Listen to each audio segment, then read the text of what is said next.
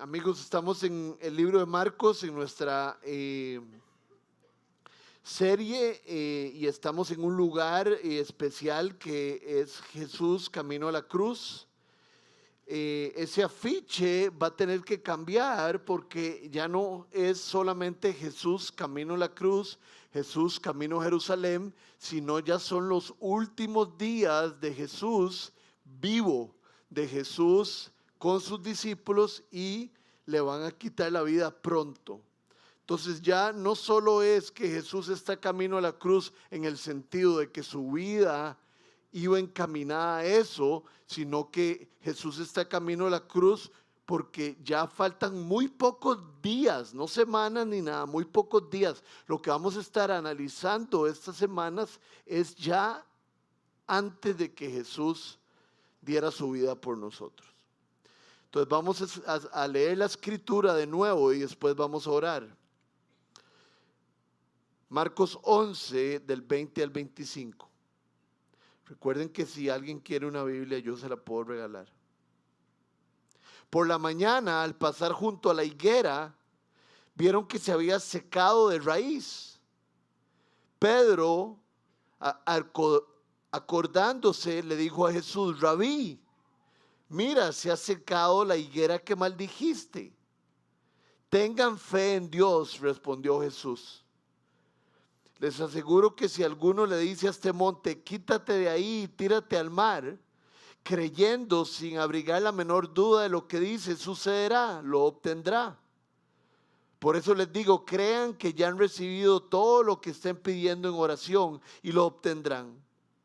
Y cuando estén orando, si tienen algo contra alguien, perdónenlo, para que también su Padre que está en el cielo les perdone a ustedes sus pecados.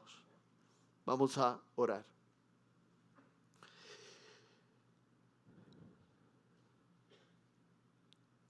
Padre, tu palabra dice que como tus hijos te podemos pedir todas las cosas. Yo primero te quiero pedir que todos los padres de nuestra comunidad se sientan tranquilos, sientan que no tienen que ser perfectos, que muchas veces los niños van a llorar y que eso no es la gran cosa y no los vamos a juzgar, ni mucho menos. No. Mi intención, Señor, es la de Jesús, que dijo: dejen a los niños venir a mí. Entonces te pido que sea bien recibido mi mensaje. Padre, ahora estamos estudiando tu palabra, un pasaje nuevo para nosotros, para Casa 242, y te pido que nuestro corazón se abra, que el Espíritu Santo nos llene y actúe sobre nosotros, Señor. El libro de Hechos habla muchísimo de que el Espíritu Santo de alguna otra manera cae sobre un lugar, cae sobre una reunión. Trae una unción, trae poder y lo entrega. Te pido que sea lo mismo con nosotros el día de hoy. Ayúdanos a mí y a todos los demás a tener el corazón abierto. Te lo pedimos en el nombre de Jesús. Amén.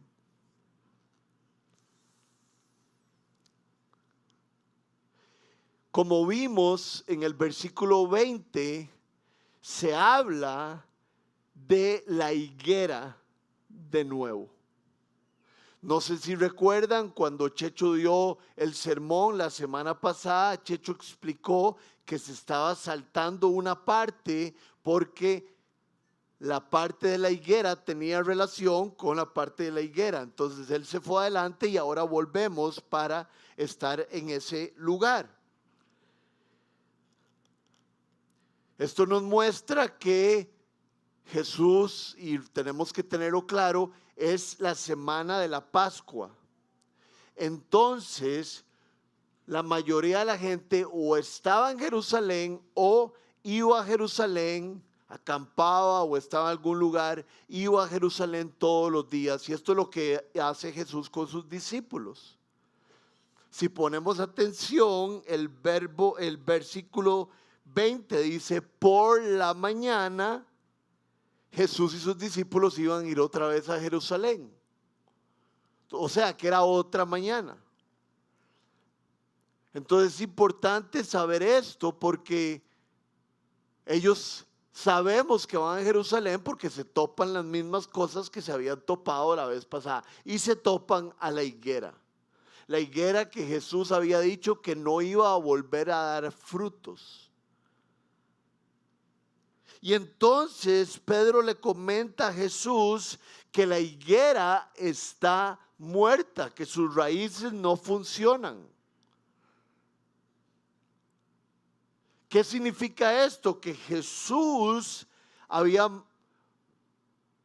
dicho a la higuera que nunca más iba a dar frutos, porque Jesús tenía hambre y había ido ahí a comer algo y no había absolutamente nada. Ahora Pedro le cuenta a Jesús que no solo no va a dar fruto, sino que sus raíces están secas, por lo tanto la higuera está muerta porque no tiene los nutrientes que necesita para sobrevivir. Lo vamos a ver otra vez, dice Marcos 11 del 12 al 14. Esto es antes de lo que acabamos de leer. Al día siguiente, cuando salían de Betania, Jesús tuvo hambre. Viendo a lo lejos una higuera que tenía hojas, fue a ver si hallaba algún fruto. Cuando llegó a ella, solo encontró hojas, porque no era tiempo de higos. Y dijo, nadie vuelva jamás a comer fruto de ti, le dijo a la higuera. Y lo oyeron sus discípulos. Entonces Jesús simplemente le había dicho que no hubiera dar fruto nunca más. Pero en el versículo 21, Pedro ahora dice que se ha secado. Entonces no solamente ya no va a dar fruto, sino que la higuera está muerta. Y como sabemos, Jesús hace cosas físicas para enseñar cosas espirituales. La vez pasada lo hizo con la higuera, muy claramente, que la higuera ya no va a dar más frutos, entonces nadie iba a poder comer de ella nunca más, porque no iba a dar frutos. Y esa era una imagen que Jesús estaba planteándole a sus discípulos y que él tenía muy claro de que en Jerusalén los maestros de la ley, aquellas personas que lo seguían, no iban a dar más fruto. Eran personas que evitaban las enseñanzas de Cristo y no lo respetaban. Días atrás lo habían tratado como un rey, pero era pura mentira.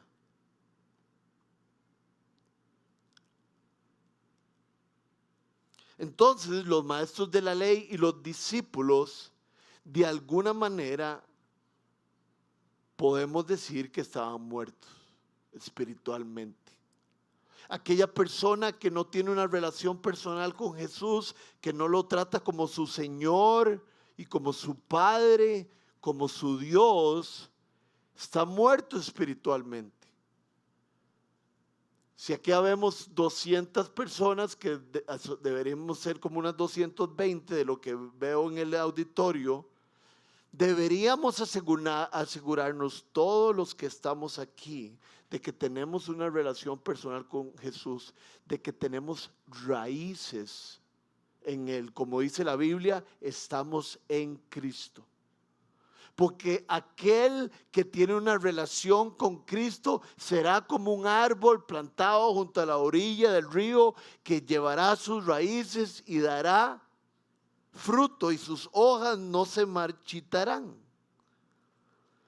Entonces yo le llamo a lo que está pasando en Jerusalén con los maestros de la ley y con los judíos que están rechazando a Cristo, que están muertos en sus pecados y en sus transgresiones porque no se han vuelto a Cristo y no han pedido perdón y no tienen el Espíritu Santo. Le llamo a esterilidad de piedad. Algo estéril es algo que no puede dar vida. Y eso es exactamente lo que estaba sucediendo en Jerusalén. Ellos eran estériles de piedad. No había en ellos una relación vertical con Cristo, que es lo que nos da vida. Y si nos da vida, o sea, lo opuesto de ser estériles, damos fruto. Pero estos hombres y estas mujeres y estos sacerdotes y estos fariseos no tenían nada con el Señor, estaban estériles, entonces no había vida y no pueden dar frutos. Por supuesto que nos tenemos que preguntar en nuestras vidas si nosotros estamos dando frutos. Hay épocas de nuestra vida que somos un poco estériles en nuestra piedad, pero rápidamente tenemos que volvernos a Dios. No solo porque Dios quiere que demos frutos, sino porque no hay nada más lindo en el mundo entero que dar frutos y traerle gloria al Señor. Es importante estar en un lugar donde se le enseña la Biblia tal como es. Los maestros de la ley estaban jugando con la palabra de Dios y no le estaban enseñando al pueblo de los judíos todo lo que Dios había mandado y acerca de Jesús. Y es muy importante que todos nosotros sepamos esto. Gracias a Dios, las Biblias están a nuestro alcance. Entonces, como dicen que no le digan y que no le cuenten, sino usted mismo lea su palabra y apréndalo usted. Un lugar donde no se le motiva a las personas a estudiar la Biblia personalmente y a entenderla, sino que la persona que está predicando sostiene la verdad y solo la cuenta, es una secta. La Biblia está para todos nosotros y para que nosotros descubramos cosas en ella. Los comentaristas de Marcos, los eruditos, dicen que este árbol representa el templo. Ya no solo la higuera representaba a los maestros de la ley y los judíos que no daban fruto, sino que ahora, esta vez que la higuera está muerta, representa el templo. Porque el templo de Salomón iba a caer. Y vean lo que dice Marcos 13, del 1 al 2. Cuando salía Jesús del templo, le dijo uno de sus discípulos: mira, maestro, porque el templo que había construido Salomón era precioso. ¡Qué piedras! ¡Qué edificios! ¿Ves todos estos grandiosos edificios? Contestó Jesús. No quedará piedra sobre piedra, todo será derribado. Jesús se está refiriendo al año 70 después de Cristo, cuando los romanos, debajo de la persona que iba adelante, del rey que era Tito, destruyeron el templo. No quedó piedra sobre piedra.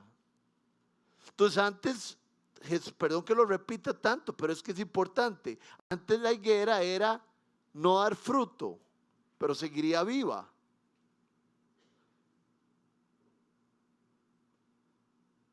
Era estéril. Pero ahora la higuera no solo está muerta, sino que lo que está representando es que el templo iba a ser destruido. El lugar donde los hijos de Dios tenían una relación muy especial con Dios iba a ser destruido. Jesús eso es lo que está diciendo. Y es interesante porque para los hijos de Dios no importa que el templo esté destruido, porque nosotros nos hemos vuelto templo del Espíritu Santo. Entonces, que destruyan lo que les da la gana, porque nosotros tenemos al Espíritu. Pero Jesús está haciendo esa aseveración porque los otros no tenían al Espíritu. Se sentían bien solo yendo al templo. Por eso es importante saber, todos ustedes lo saben, que no es la iglesia. Está bien que digamos, yo voy a la iglesia. Eso está bien y está entendible. Pero la iglesia somos nosotros, el conjunto de creyentes.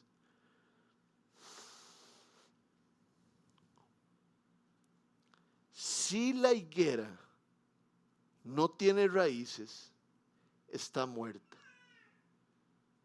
Y los que creen en Cristo y hemos estudiado el libro de Efesios, sabemos que estamos muertos en nuestras transgresiones y pecados. Pero Cristo tiene el poder para perdonarnos si nos volteamos a Él. Pero aquí hay algo muy importante y sobre todo lo habla Juan. Si hay algo que está muerto, que no da fruto, es echado de lado y es quemado porque no sirve para nada. ¿Estamos claros? ¿Se acuerdan que eso dice Juan? No todos saben que eso dice Juan, pero no importa. Porque Juan dice, las ramas, los árboles que no sirven serán echados a un lado y serán prendidos en fuego. Y es responsabilidad mía decirles que la palabra de Dios enseña que aquel que no recibe a Cristo, que aquel que no da fruto, que aquel que cree en el templo y no cree en lo que Dios puede hacer en su vida, será echado al fuego. El infierno existe, la Biblia nos los enseña. Hay dos maneras de venir a Cristo: conociendo su amor por nosotros, conociendo su sacrificio por nosotros, conociendo su gracia por nosotros, o sabiendo que si estamos no en Cristo, terminaremos alejados para la eternidad de Cristo. O sea, lo contrario del cielo, el infierno. Por eso la gran necesidad de compartir a Cristo. Son palabras duras, pero son palabras que la Biblia habla. Por eso es que hay que asegurarse, estoy en Cristo. Y pedirle a Cristo, Señor, quiero dar fruto, no me dejes ser estéril. Aviva mi corazón, aviva mis pensamientos. Porque quiero estar en ti, quiero agradarte, no quiero estar en ningún lugar, no quiero que me echen al lado, quiero estar contigo. Es interesante porque Jesús a veces hace un milagro, algo que no está dando fruto, Jesús lo pone a dar fruto, calma una tormenta, o hace algo de lo cual nosotros le veníamos pidiendo. ¿Verdad? Como yo soy pastor, algunos de ustedes tal vez no experimenten estas cosas, pero yo lucho no solo con mi pecado, sino que me encuentro diariamente con el pecado de otros, con personas que están sufriendo, personas que son adictas a alguna sustancia, personas que sus matrimonios se están cayendo, que personas con una situación económica horrible y llegan y quieren darle todo a Dios. Rodri, ayúdame. Rodri, enséñame a estudiar la Biblia. Rodri, yo no voy a faltar nunca más a la iglesia.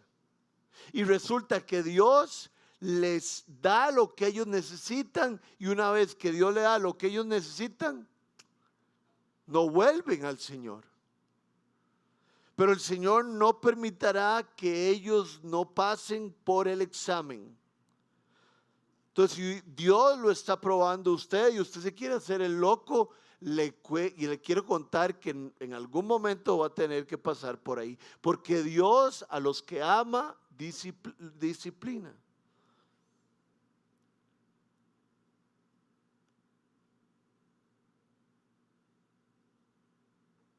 Hay seres humanos que ni se inmutan en la presencia de Dios o escuchar acerca de la palabra de Dios.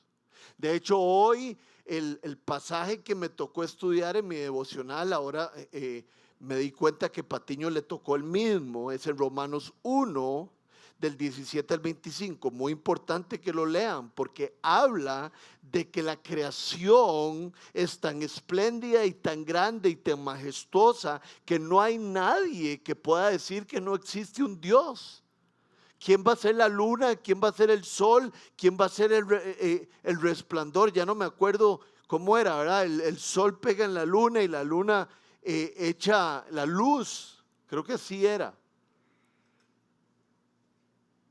¿Cómo no va a haber un Dios? Si este árbol es tan hermoso, ¿cómo no va a haber un Dios si hay todo tipo de pájaros?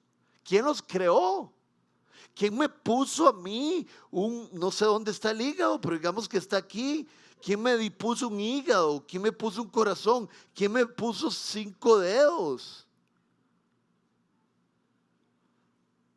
La creación misma nos debería convencer de que hay un Dios. Y cuando lo sabemos, lo empezamos a buscar y Él se revela. Hay historias lindísimas que me han contado en África, que hay hombres que ven la creación y y empiezan a orar y a buscar a Dios, y llega un hombre de paz, así les dicen, y les explica el evangelio. Dios guarde, nosotros no nos inmutemos de enfrentarnos al Dios vivo. Esa es una oración de Casa 242.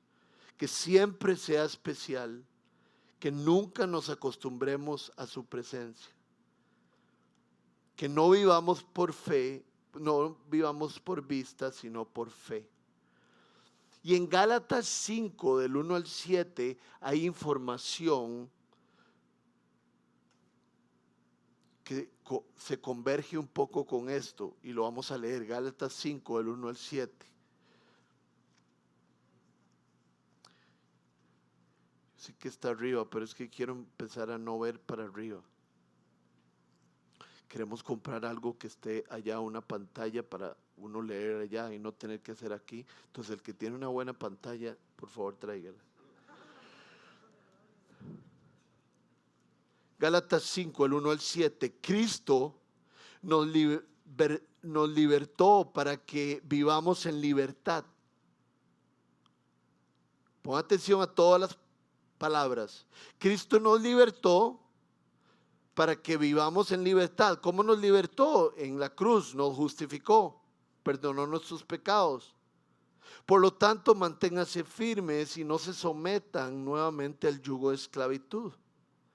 ¿Okay? O sea, si Cristo nos libertó tomando nuestro lugar, porque Él cumplió la ley perfectamente, por eso es que Él nunca pecó. Porque nosotros a veces nos queremos devolver y que Cristo y Dios nos amen por nuestras obras? No se sometan nuevamente al yugo de esclavitud. Escuchen bien, yo Pablo les digo que si se hacen circuncidar, que era el signo de ser parte del pueblo judío, Cristo no les servirá de nada. De nuevo declaró que todo el que se hace circuncidar estaba obligado a practicar la ley. O sea, se está devolviendo al tiempo antiguo cuando hay una nueva revelación y cuando hay perdón por fe, no hay perdón por obras. Versículo 4, aquellos de entre ustedes que tratan de ser justificados por la ley, ojo que dice que tratan, porque nadie va a poder cumplir la ley. Han roto con Cristo. Han caído de la gracia. Nosotros, en cambio, dice Pablo, por obra del Espíritu y mediante la fe aguardamos con ansias la justicia que es nuestra esperanza. Entonces, lo que está diciendo Pablo, ¿verdad? Pablo en algún momento de esta epístola, o mejor dicho, libro de la Biblia, les está diciendo, en algún momento le dice, Gálatas torpes, ¿cómo es posible que si empezaron bien, si entendieron el mensaje del perdón de Dios, de la gracia de Dios, que aquel que cree en la cruz y cree que Jesús en la cruz tomó sus pecados, ¿cómo es posible que si están libres de no hacer tradiciones, de no hacer costumbres, de no hacer sacrificios, cómo es posible que sabiendo todo esto se devuelvan y otra vez sigan circuncidando a los niños y otra vez estén buscando ser justificados por Dios por sus obras y no por la fe? Dice que han caído de la gracia.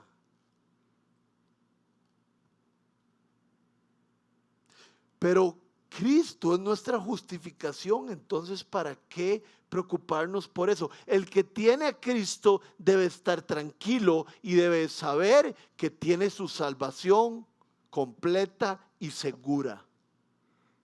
Y cuando nosotros vivimos bajo la ley, no la tenemos. Porque lo que pasa es que pensamos que tenemos que hacer un montón de acciones para agradarle a Dios y que Dios nos perdone e ir al cielo. Y Pablo le está diciendo, no es así. Es solo por fe. No tienen que circuncidar a nadie, no tienen que hacer ninguna cosa. Está hablando de religión. Y este lugar está lleno de religiosos, en el mal sentido. Porque creemos que si nos portamos bien, si lo hacemos cada día mejor, Dios nos va a amar más. Que si no digo malas palabras y no hago el chorizo de plata que me plantearon, tengo un mejor lugar en el cielo o Dios no me va a dejar. Qué feo, qué horrible. Aquel que no conoce a Cristo porque no tiene certeza de lo que le va a pasar una vez que muera. Y si usted está aquí y no tiene certeza de lo que va a pasar cuando usted muera, si usted está camino a Multiplaza y viene un pick-up gigante y le pega, ¿usted está seguro para dónde usted va a ir? ¿Cómo me aseguro, Rodri? Por medio de la fe en Cristo, haciendo a Cristo Señor de su vida. Ese es el evangelio. El creer en Cristo y tener nuestra fe en Él nos da certeza de salvación. El no creer en Él es como una rama echada a un lado.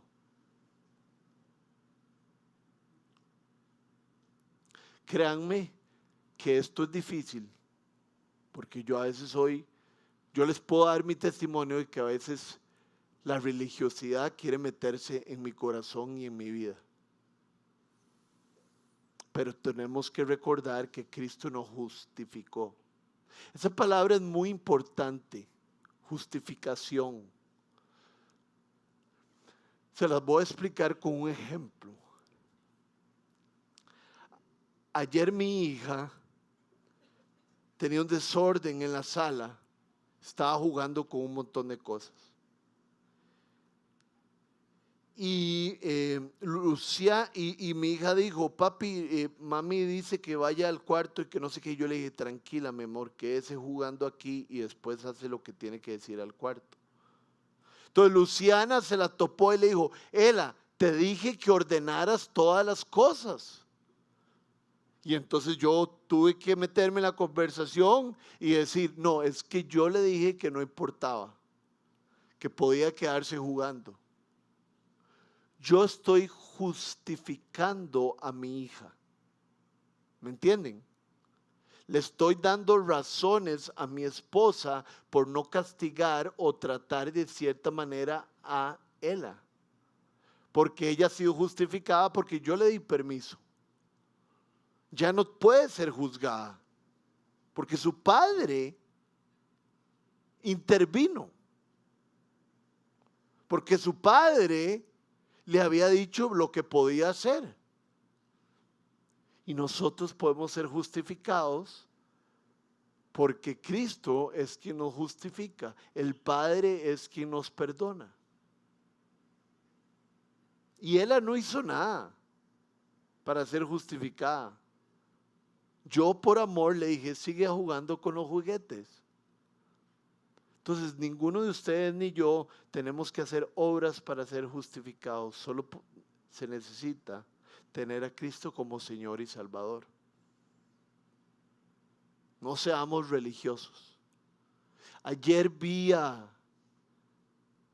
estaba viendo una pelea de MMA, si no saben qué es eso, no sé dónde han estado los últimos 10 años, se llama UFC. Y venía, no era de MMA, era solo de boxeo. Y venía un australiano saliendo de sus cuartos para el ring. Y el australiano y el equipo que va atrás se persinaron 10 o 12 veces cada uno.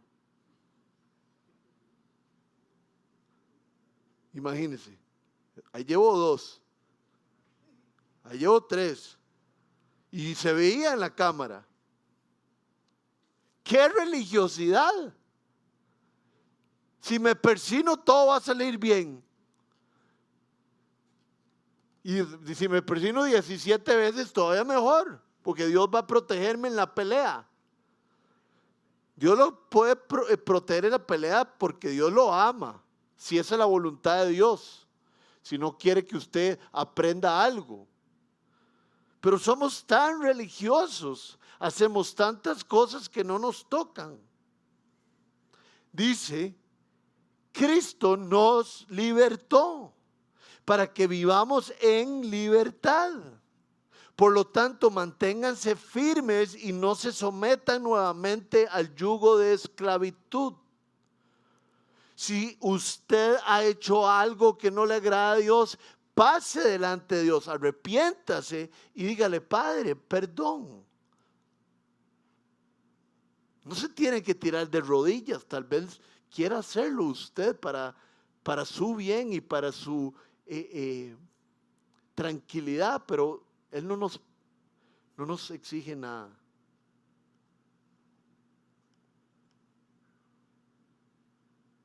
El Espíritu es la nueva señal de que somos parte del pueblo de Dios, no la circuncisión. Y el Espíritu se recibe gratis al ser regenerado.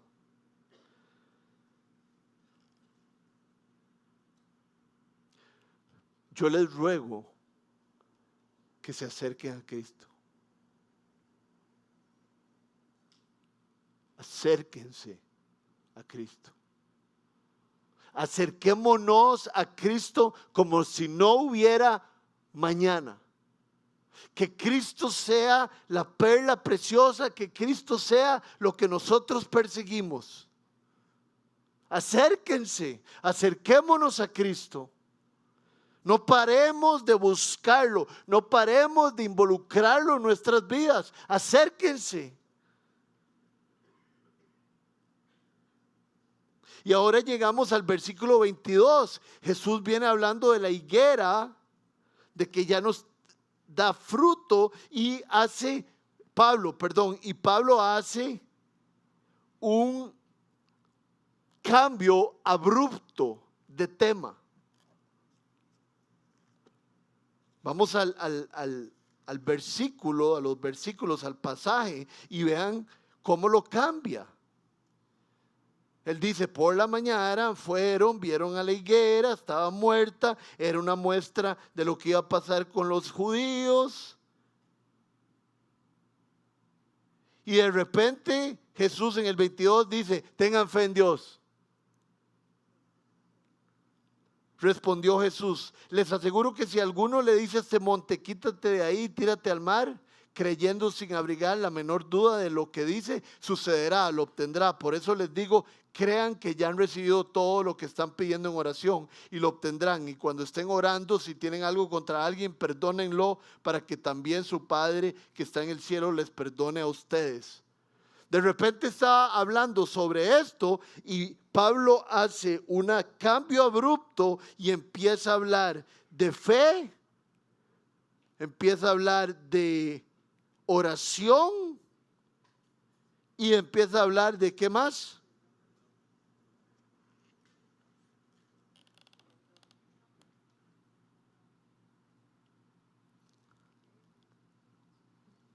De fe y de oración.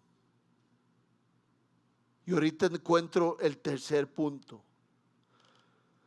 Y yo me quemé el coco pensando por qué Pablo había quebrado su discurso y la discusión que estaba teniendo con sus discípulos y ahora sale con eso. Es como que usted esté hablando conmigo y de fútbol y de repente yo le diga de repente, sí, es que las casas que están vendiendo allá en Santana,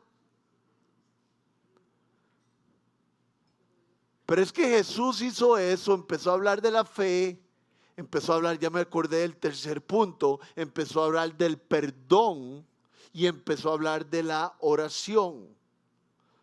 ¿Por qué Pablo incluye eso? Porque el perdón, la oración y la fe son fruto de una relación fuerte con Jesús.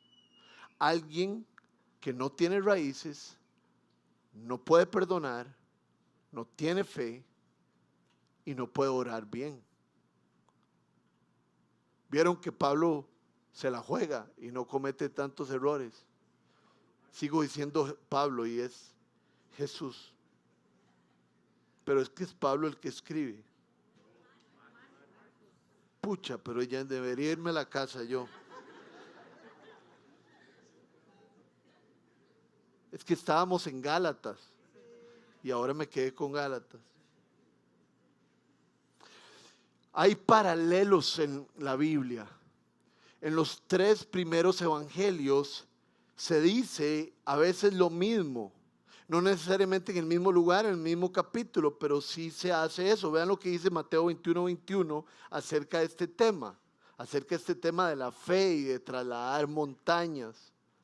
Les aseguro que si tienen fe y no dudan, palabra clave, les respondió Jesús, no solo harán lo que he hecho con la higuera, sino que podrán decirle a este monte, quítate de ahí, tírate al mar, y así se hará. Los que no dudan. Y ahora vean lo que dice Marcos 17:20. Mateo 17:20. Por la poca fe que tienen, les respondió. Les aseguro que si tuvieran fe tan pequeña como un grano de mostaza, podrían decirle a esta montaña, trasládate de aquí para allá y se trasladaría para que ustedes nada será imposible. No sé si están dando cuenta que aquí hay una antítesis, una cosa en contra de la otra. Ese último pasaje que leímos es cuando los discípulos vuelven del tour que Jesús los había mandado a hacer a ¿qué? Expulsar demonios. Entonces ahora llegan ahí y hay alguien con un demonio adentro y seguro dijeron, ok, ya llevamos 15 días haciendo todo eso aquí en Decápolis, en Capernaum, en todo lado, aquí nos vamos.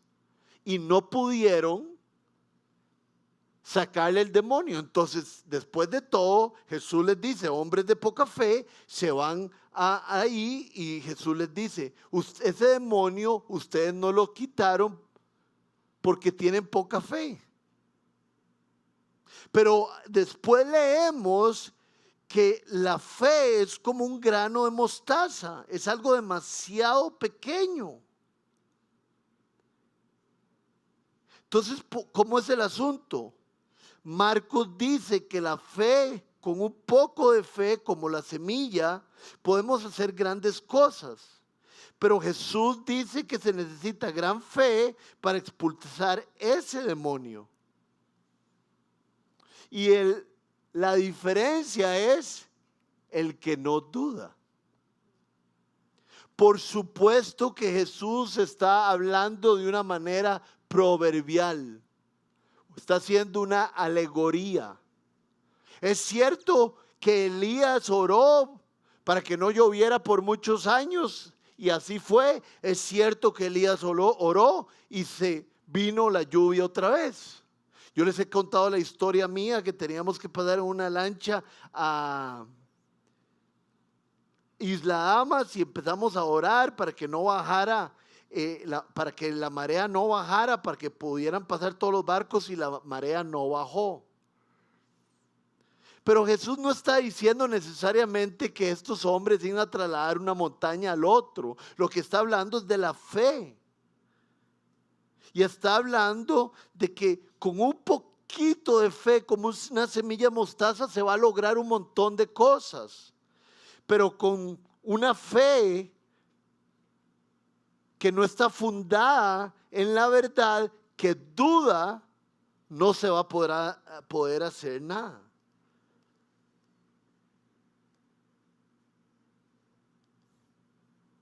El Padre sabe de lo que estamos hechos. Santiago 1:6 dice: el que no cree será como las olas del mar, será meneado para todo lugar. Entonces, ¿cómo cuadramos esto?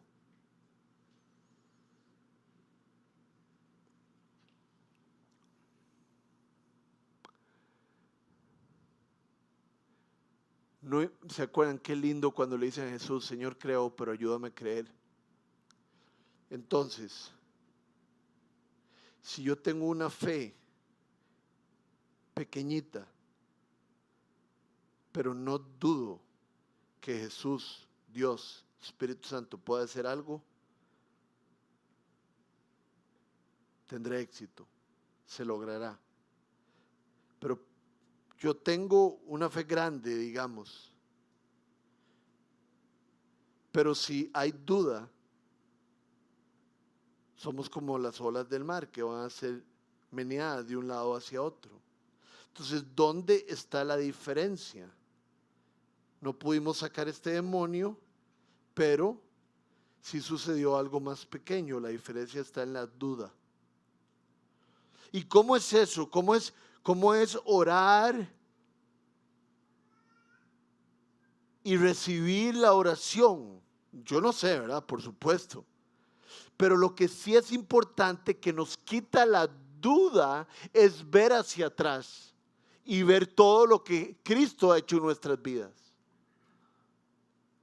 Por eso es que en la Biblia constantemente en el Viejo Testamento es: yo soy Jehová, el que te sacó de Egipto, el que abrió los mares para que usted pasara y ni siquiera una gota le cayera. Yo soy el que hizo que saliera agua de una roca. Yo soy el que los hice caminar por Jericó y se cayeron las murallas. Entonces sepan todo eso, recuerden todo eso. Entonces, si yo les digo que esto va a pasar, ¿cómo van a dudar si ha pasado todo lo anterior?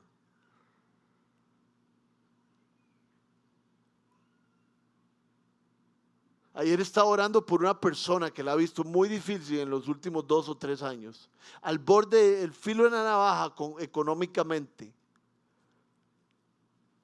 Pero Dios siempre ha proveído. Él nunca nos deja. Entonces, si usted ora y le cuesta creer, o sea que ora con duda, creer que Dios lo va a hacer, vuelva a ver hacia atrás o vuelva a ver hacia adelante de algún hermano en la fe y diga: si Dios pudo hacer esto, Dios puede hacer lo otro. No es que no vamos a dudar nunca más, pero creo que hay un momento en nuestra vida que la duda se hace muy pequeña porque tenemos certeza de lo que Dios va a hacer. Yo una vez en el hospital del trauma empecé a orar por un muchacho, pero me acuerdo que vea, esto es como un signo de lo que hacemos a veces. Estamos orando por alguien y abrimos los ojos a ver si está pasando algo. Estamos orando porque no sabemos si va a ocurrir, porque tenemos una gran duda. Si usted cierra los ojos y ora, No tiene por qué estarlos abriendo a ver si Dios está haciendo algo. Porque si usted no duda, se cumplirá. ¿Y cuál es la oración que se cumple? Cuando se ora para la gloria de Dios. Claro que le podemos pedir al Señor detalles, ayudas. Yo les he contado que llevo unas semanas pidiéndole al Señor un pick-up.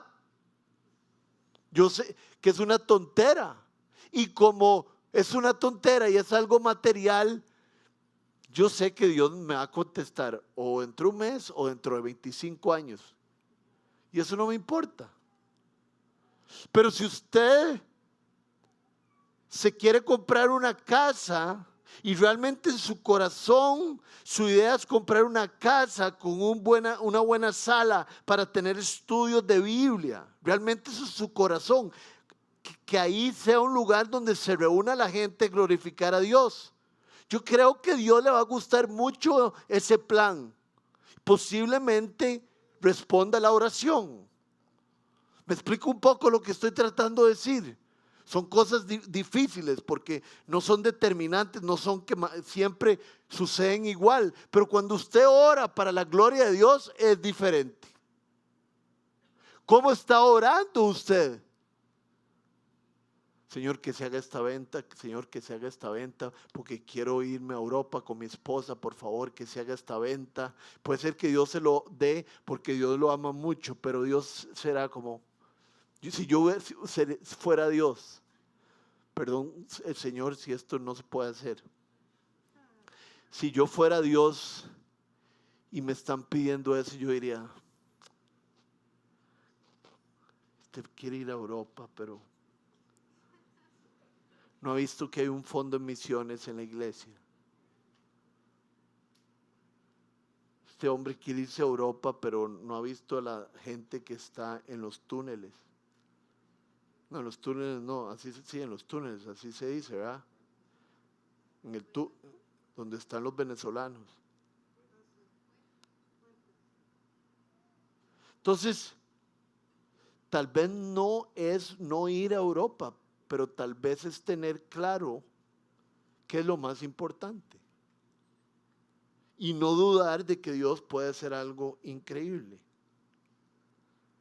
El otro día estaba conversando con Checho y estábamos conversando de ser audaces en nuestras oraciones. Vamos, gracias a Dios, aquí en Casa 242 no cabemos. Ya no cabemos. Hoy hay seguro, ¿cuántos niños? Hoy hay 61 niños allá atrás. A veces hay 70 o 80. Y todo el mundo dice, ¿qué vamos a hacer? Hay que encontrar un nuevo edificio o hay que hacer un mezanini aquí. Necesitamos $50,000 para hacer ese mezanini o no sé cuánto. ¿Por qué no oramos? Sin duda. Las personas hace 25 años o 20 años que compraron este lugar, no sé hasta cuánto duraron en pagarlo, tuvieron fe de fijo. Porque esto era una cochinada. A mí me dijeron que era una bodega llena de polvo y vean lo lindo que es ahora. ¿Por qué no creemos en la oración más? Yo he sido, ¿cómo dice? Yo he sido golpeado por esto, por no ser audaz en mis oraciones. Que nos olvidamos del hombre, el Dios que tenemos. Señor, danos plata, Señor. Señor, danos una guía de lo que tenemos que hacer para hacerlo para tu gloria. No queremos tener un mezanini gigante o no queremos ir a una nueva bodega que nos regalen.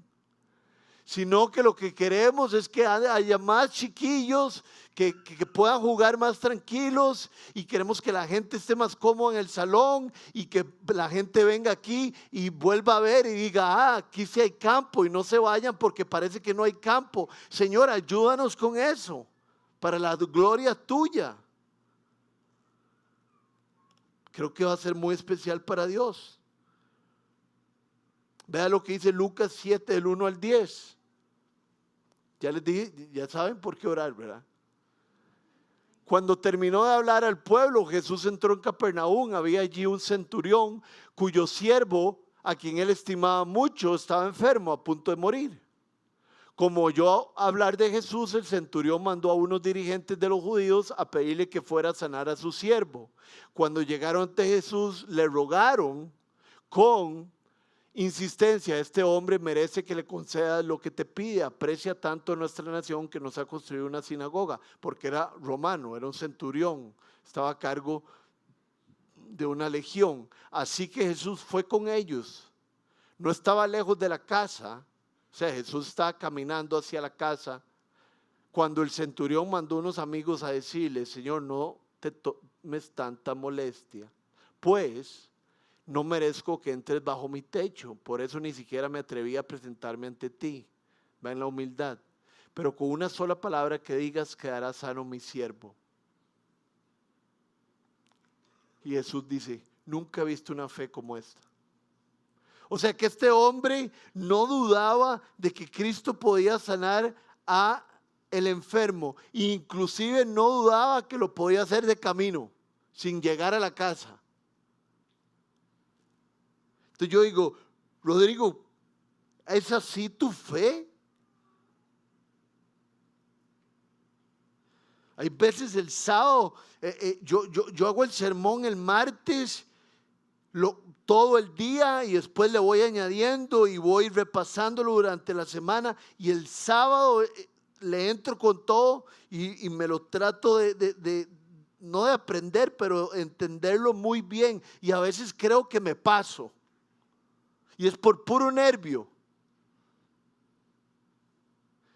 cuando podría ser más fácil. Podría estudiarlo un par de veces y decirle: Señor, que esto sea para tu gloria, y simplemente ayúdeme a no ser religioso, ayúdeme a confiar en usted. El hombre, Jesús iba a sanar al hombre, y el centurión le dice: ni siquiera, digamos, no soy digno que vengas en mi casa, y yo sé que desde ahí donde estés puedes sanar a mi hijo. ¿Cuál será la petición que tengamos nosotros para la gloria de Dios en nuestras vidas? Quiero ser un mejor padre, Señor, para la gloria de Dios. Señor, no sé si debería ir a esta fiesta, porque va a estar heavy. Me van a poner reggaetón toda la noche. Pero Señor, tengo esto en mi corazón, de que si voy a poder seguir cosechando la amistad con mis amigos de antes y compartir la fe. Entonces, guarda mi corazón. Voy a ir un ratito y ayúdame para la gloria de Dios. Qué linda petición para el Señor. Yo no sé si ustedes recuerdan, Abraham tiene 100 años, su esposa tiene 90, son estériles. Y Dios agarra a Abraham en una noche de esas del desierto. Me imagino que estaba demasiado estrellado. Y Jesús, Dios, saca a Abraham y le dice: Abraham, vuelva a ver para arriba. Y estaba lleno de estrellas. Y Dios le dice a Abraham: así de grande va a ser tu descendencia. Tenía 100 años. Y dice la Biblia: y Abraham le creyó y le fue contado como justicia. Abraham tuvo fe. Siempre la salvación ha sido por fe, desde el Antiguo Testamento hasta el final. No sé cómo Abraham salió y no dudó. Porque Dios le había dicho, vas a tener una gran descendencia, vas a tener muchos terrenos, vas a ser una bendición para muchas personas y vas a tener gran descendencia. Pero tenía 100 años, pero Dios lo manda afuera y Abraham dice, ok, sí, yo creo que sí, Dios lo hace. ¿Se acuerdan cuando Abraham sacó a su hijo Isaac? Porque Dios le dijo que lo sacrificara y Abraham estaba a punto de llegar no sé si le iba a cortar la cabeza o le iba a meter algo aquí, y antes de hacerlo Dios lo para y le dice, yo sé que tienes fe, tranquilo, no le hagas nada al muchacho. Porque Abraham escuchaba lo que Dios decía y Abraham lo cumplía porque no dudaba de que Dios era capaz, si ya lo ha hecho muchas veces. Vean lo que dice Hebreos 11, del 17 al 19. Por la fe Abraham, que había recibido las promesas. ¿Cuáles promesas? Que iba a tener una gran nación, que iba a ser una bendición para las personas, que iba a tener una gran descendencia, que se le iba a dar muchos terrenos. Fue puesto a prueba y ofreció a Isaac, porque Dios le dijo, ofrece a Isaac, su único hijo. A pesar de que Dios le había dicho, tu descendencia se establecerá por medio de Isaac. Consideraba Abraham que Dios tiene poder hasta para resucitar a los muertos, y así en sentido figurado recobró a Isaac de entre los muertos. O sea que Abraham tuvo la fe de que Dios me está mandando a sacrificar a mi hijo. Lo cual no tiene sentido porque a través de mi hijo se va a seguir dando la descendencia. No entiendo nada, pero lo voy a hacer. No dudo de que Dios después de eso pueda hacer alguna cosa para que mi hijo viva. No lo tenemos que saber. Solamente tenemos que creer y no dudar. Rodri, pero ¿cómo creer si no dudar? Tener una relación tan cercana a Cristo que estamos constantemente recordando y estamos constantemente teniendo confianza en Él. Yo no dudo cuando tengo confianza. Una vez un amigo que tiene una iglesia en Playa Azul nos sacó en lancha a mar abierto, nos sacó ahí del río Tárcoles a mar abierto en una barquita, y yo iba con mucha duda. Y cuando salimos así, ¿verdad? Porque es complicado la parte que el río se mete al mar y hay un revoltijo, y yo tenía demasiadas dudas. Pero si yo hubiera salido de ahí con un gran capitán, no tendría dudas. Porque el capitán ha demostrado que él ha navegado por muchísimo tiempo. Entonces, si Cristo hace esto, ¿por qué no va a poder hacer lo otro?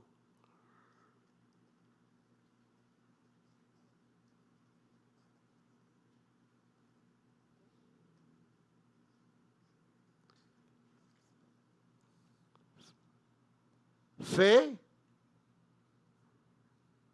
oración, fe. Ahora viene la oración y después el perdón. No crean que va a ser largo.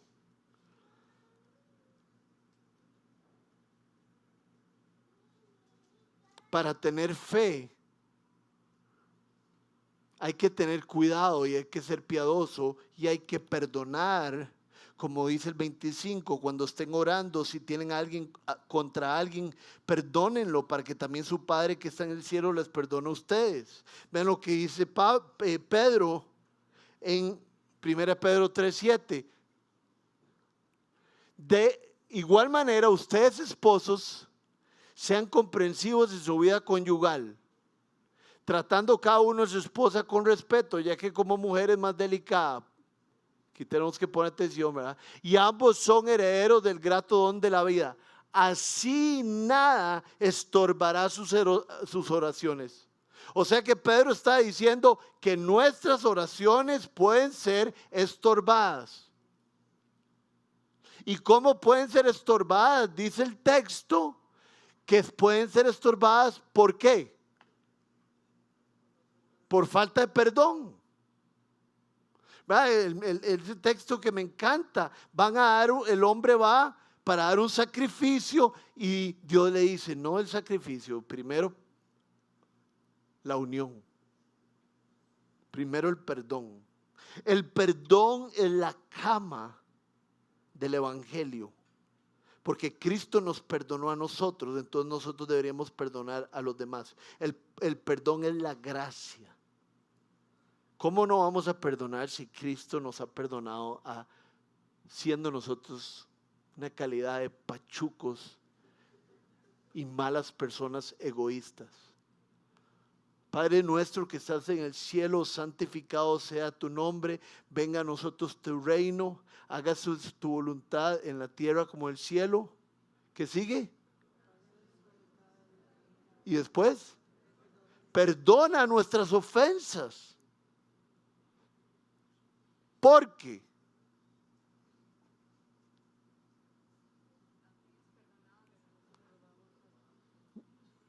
nosotros hemos hecho cosas contra los demás también.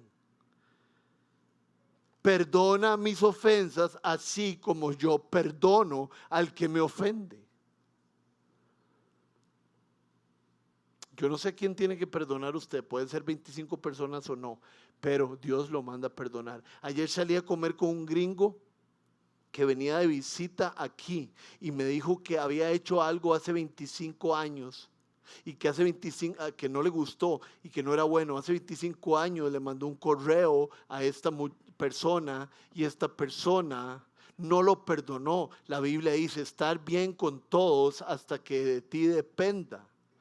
Entonces perdonemos, si nos tiran la puerta en las narices, no importa, pero nosotros perdonamos y nuestras oraciones no serán estorbadas, porque Dios verá nuestro corazón humilde, que no quiere problemas con nadie, que quiere perdonar.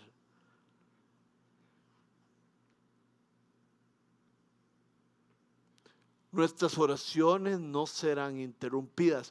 Yo creo que está bien decir lo siguiente: nuestra vida espiritual y caminar con Cristo no será interrumpido por el perdón que nosotros demos a los demás, porque perdón es gracia y la gracia es la cama del evangelio. Cristo nos rescató, nos perdonó, nos libró del infierno y del poder de este mundo. ¿Quiénes somos nosotros para no perdonar? Aquel que perdona tiene fe y demuestra una reacción a las obras de Jesús.